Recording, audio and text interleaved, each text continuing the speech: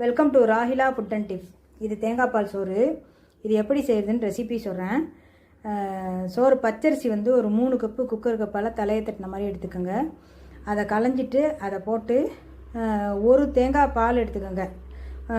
திக்கு பால் தண்ணி பால் எல்லாத்தையும் சேர்த்து ஒரு 6 கப்பு இருக்கணும். 1 கப்பு அரிசிக்கு 6 கப்பு பால். தண்ணி கலக்கக்கூடாது, தேங்காய் பாலில் தான் இந்த சோறு வேகணும்.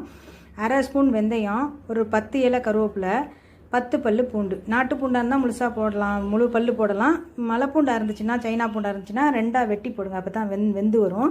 இதை போட்டு அப்படியே சோறு மாதிரி சாதாரணமாக உப்பு போட்டு சோறு மாதிரி வேக வச்சு எடுக்கிறது தான். வேறு ஒன்றுமே இதில் வேலை இல்லை, தாளிக்கிற வேலை இல்லை, எண்ணெய் கிடையாது, எதுவுமே கிடையாது, வெங்காயம் தக்காளி எதுவுமே கிடையாது. தம் போட்ட பிறகு எடுத்து சாப்பிட வேண்டியது தான். இதுக்கு வந்து காம்பினேஷன் வந்து மீன் குழம்பு தான் சூப்பராக இருக்கும்.